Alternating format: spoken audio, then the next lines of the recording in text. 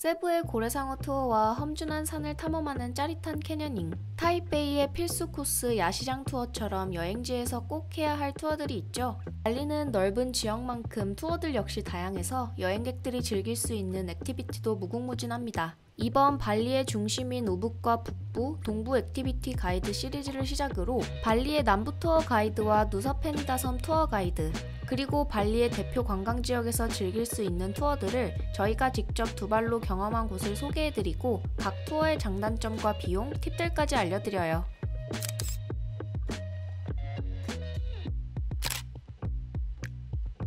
발리하면 울창한 열대나무 숲이 가장 먼저 떠오르지만 웅장한 화구산에서 바라보는 일출도 빼놓을 수 없는 매력적인 스팟이죠. 바투르산 지프 투어는 새벽에 출발하는 투어로 대부분 입국하는 당일 늦은 비행편으로 발리에 도착하기 때문에 숙소 비용을 아낄 겸 많은 분들이 첫날 선택하는 액티비티인데요. 투어의 시작은 위치한 지역에 따라 약간씩은 다르지만 호텔이나 공항 등 요청한 픽업 장소, 시간에 차량을 탄 뒤 공항에서는 2시간 반, 우붓에서는 1시간 반 정도 바투르산이 있는 킨타마니까지 이동하게 돼요. 산 입구에 도착하면 여기서 본격적으로 투어를 위해 지프 차량으로 갈아타는데 20분 정도 오프로드보다 심한 울퉁불퉁 산길을 다시 올라가게 됩니다.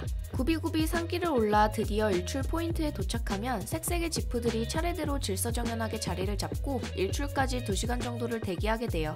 여기서 밤하늘의 별과 사진을 찍거나 간단한 간식을 먹으면서 열심히 트레킹하는 사람들도 구경하고 금손 가이드가 요구하는 포즈를 취하면서 사진을 찍다 보면 드디어 대망의 바투르산 일출이 떠오르는데 세계 각국의 사람들과 알록달록 지프, 그리고 배경으로 펼쳐지는 멋진 호수와 산 중턱까지 기다린 시간이 아깝지 않을 정도로 풍경이 정말 황홀합니다. 물론 이때도 역시 사진 촬영은 계속되는데요. 이 투어의 하이라이트가 선라이즈 포토다 보니 이때 인생샷을 여럿 건질 수 있습니다. 해가 떠오르고 사진도 찍었다면 이제 수많은 지프들이 시동을 걸고 바투르산 근처 블랙라바로 향하게 되는데요. 블랙라바는 용암이 흐르고 굳기를 반복해 생겨난 지형으로 이곳이 활화산이라는 게 실감나는 이색적인 스팟입니다. 역시 여기서도 사진은 멈추지 않는데요. 새벽부터 반나절 사진을 찍다 보니 이때부턴 내가 사진이고 사진이 나인 지경이 되죠.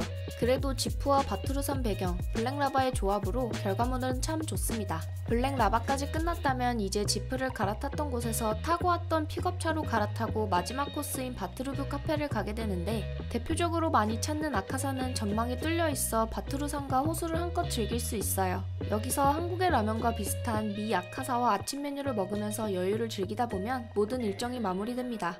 바투르산 일출 투어는 예약 사이트를 통해 예약하거나 여행 카페의 사진과 후기를 보고 왓츠앱을 통해 예약하는 경우가 많은데 인근 온천 투어나 루아커피 농장 체험도 추가할 수 있어 개인 일정에 맞게 커스터마이징 해보는 것도 좋을 것 같습니다.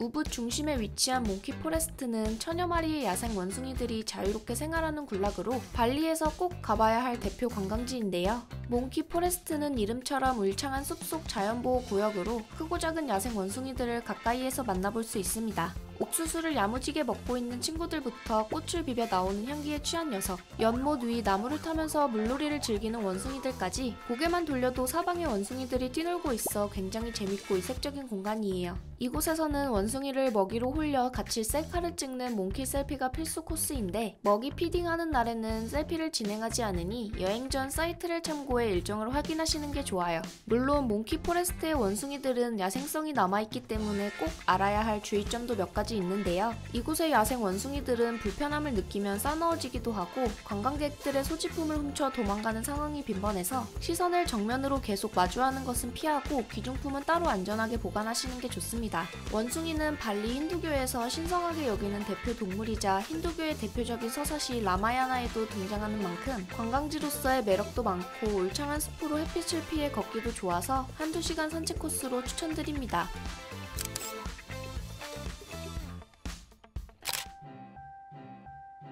발리를 가장 진하게 즐기는 방법, 바로 우붓 정글 속 급류를 타고 내려가는 짜릿한 래프팅인데요. 우붓의 대표적인 래프팅은 북서쪽에 있는 아윤강과 북동쪽에 있는 뜨라가와자강 두 가지가 있는데, 우붓 시내를 기준으로 아윤강은 시내에서 가까워 1시간 정도 소요되고 뜨라가와장은 30분 정도 더 이동해야 되는 차이점이 있습니다. 두 액티비티의 큰 차이점은 강의 유속과 코스인데요. 아윤강은 잔잔하고 느린 유속으로 안전하게 즐길 수 있고, 뜨라가와자강은 빠른 유속과 수직으로 떨어지는 코스가 있어 익사이팅하게 즐길 수 있는 차이점이 있습니다. 래프팅은 두 곳 모두 2시간에서 2시간 반 정도 진행되고 픽업과 드랍을 포함해 예약할 수 있는데요. 난이도는 아윤강이 쉽고 무난해 아이들이 있는 가족 단위에게 좋고, 다이나믹함을 즐기는 분들에게는 뜨라가와자 래프팅이 좋습니다. 저희는 조금 더 스릴이 넘치는 뜨라가와자강을 선택했는데, 뜨라가와자강 래프팅은 대표적으로 BMW와 BTR 두 가지 업체를 고르게 돼요.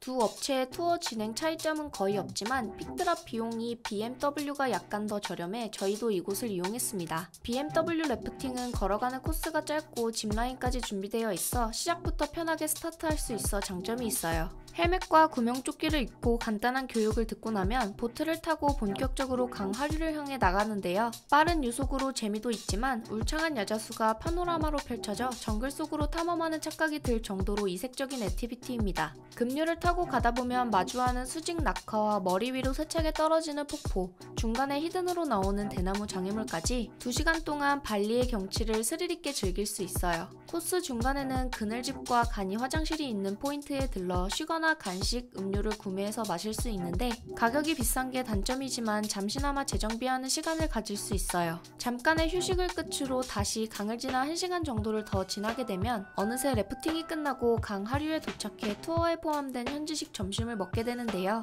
음식 맛은 무난한 맛으로 허기를 달래기에는 괜찮습니다. 래프팅을 하실 때 참고사항을 몇 가지 알려드리면, 래프팅은 투어 중 그늘이 없고 햇빛이 세기 때문에 선크림은 무조건 듬뿍 바르는 게 좋고, 주변의 돌, 나무에 긁힐 수 있어 수영복은 래시가드나 피부를 가릴 수 있는 옷을 입는 게 좋습니다. 추가적으로 아쿠아 슈즈나 신발도 필수로 착용하는 게 좋아요.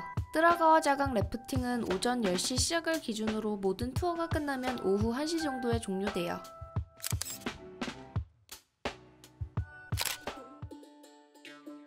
발리 북부의 조용한 해안가 마을 블레랭은 자유롭게 헤엄치는 돌고래들을 볼 수 있는 돌핀 성지로 알려져 있는데요. 최근에는 왓칭뿐만 아니라 같이 수영을 하거나 직접 물속에서 관찰하는 투어가 생겨 이곳을 찾는 관광객이 많아지는 추세입니다. 다만 아직까진 공항 근처의 대표 관광지역들과 반대 지역에 있어 관광객들이 많이 몰리지 않기 때문에 여유롭게 픽드랍을 예약해 즐기기에 추천드리는 액티비티예요. 투어의 시작인 로비나 비치는 우붓에서 차로 2시간 30분 정도 소요되고, 아침 일찍 투어가 시작되기 때문에 비교적 이른 새벽에 출발하게 되는데, 호핑이나 돌고래를 좋아하시는 분들에겐 최고의 액티비티, 아니 발리에서 만족도가 가장 높은 이색 투어 중 하나여서 여행 일정이 어느 정도 여유 있다면 꼭 계획에 넣어 방문해보세요.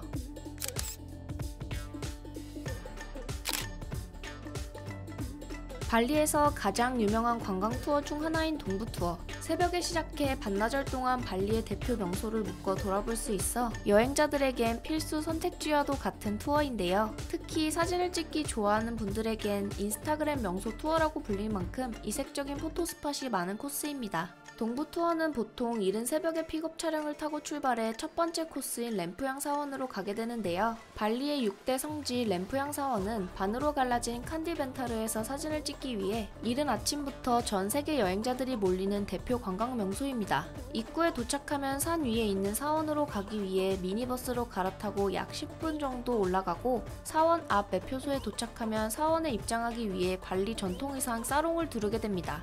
의상까지 착용하고 번호표까지 받으면 오픈 시간인 6시에 드디어 사원으로 올라가게 되는데요. 올라가는 길이 언덕 위에 있어 힘들다면 오토바이 샌딩을 이용할 수도 있어요. 사원에 다다르면 입구에서 머리에 정화수를 뿌려주고 차례차례 번호를 호명해 사진 촬영을 시작하는데요. 이때 원하는 포즈나 컨셉이 있다면 촬영 기사님에게 요청할 수도 있어요. 사진은 칸디벤타르와 발리에서 가장 높은 산 아궁산을 배경으로 찍는데, 날씨가 좋으면 아궁산이 사진에 잘 담겨 날씨 컨디션이 중요한 요소입니다. 사진은 금손인 기사님들 덕에 미러샷까지 순식간에 끝이 나고 대략적으로 한 팀당 1분 정도 촬영이 진행됩니다.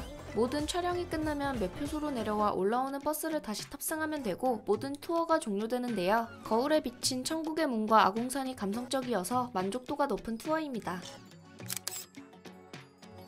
동부 투어의 다음 코스는 또 하나의 사진 맛집인 라앙안 스위트인데요. 천국의 문이 대표적인 램프향 사원과 다르게 여러 포토스팟이 있어 사진 찍기를 좋아하는 많은 여행자들이 방문하는 곳이에요. 라앙안 스위트는 한국인들에겐 아직 램프향 사원만큼 알려지진 않아 동부 투어에서 많이들 지나치는 코스이지만 발리틱한 사진, 인스타그래머블한 사진을 찍기에는 아마 동부 투어에서 가장 좋은 곳이 아닐까 싶은데요. 위치는 램프향 사원에서 차량으로 10분 정도면 이동할 수 있어 사원의 다음 코스로도 좋고, 늦은 시간 램프향 사원에 방문해 긴 대기 시간이 싫으신 분들에게 대체 방문지로도 추천드릴 수 있는 곳입니다.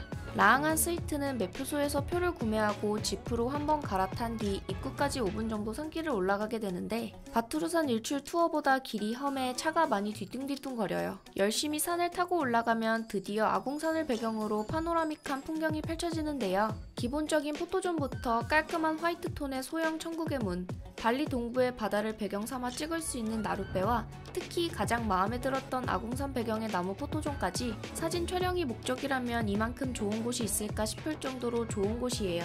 라앙안 스위트는 산 위에 있고 울퉁불퉁 언덕을 지나 올라가야 하는 단점은 있지만 인생샷을 남기고 싶다면 동부 투어에서 꼭 방문해보시길 추천드려요.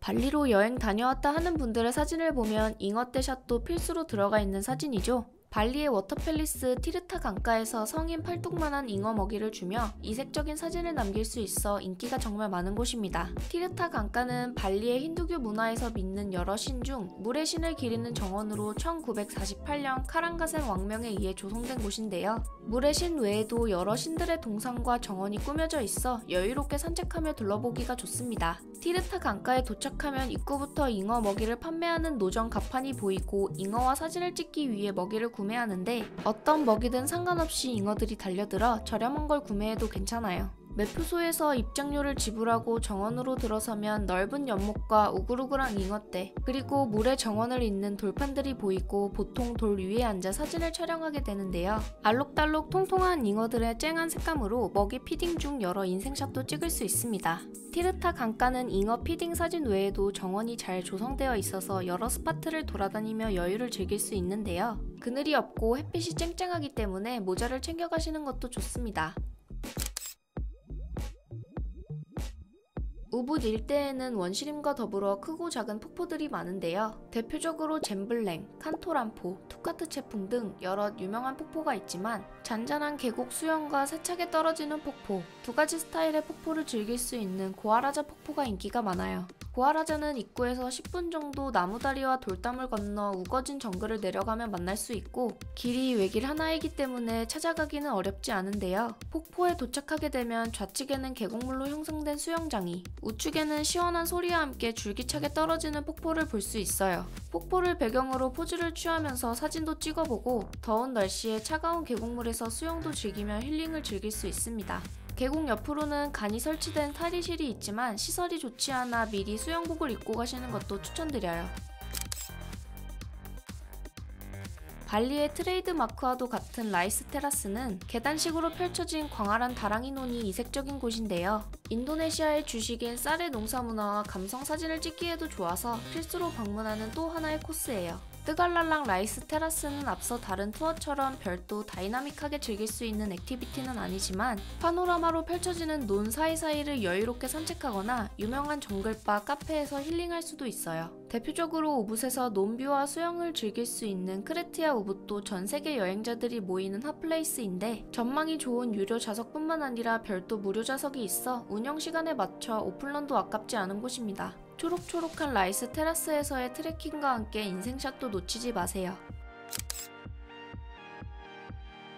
우붓의 꽃이자 인스타그램 투어의 결정체 발리스윙, 정글숲과 아윤강을 배경으로 인생 사진을 찍을 수 있어 늘 인기가 많은 투어의 마무리 코스인데요. 아윤 강변을 중심으로 많은 스윙 업체들이 퍼져 있지만 대부분 요금도 비싸고 스팟마다 대기가 너무 길어 어디로 가야 할지 고민이 많이 되는 투어입니다. 사실 발리 스윙은 어떤 업체를 고르는지가 제일 중요한 투어인데, 저희는 현지인들에게 물어물어 아직 한국인들에게 많이 알려지지 않은 숨은 진주, 피치분 발리 스윙을 방문했습니다.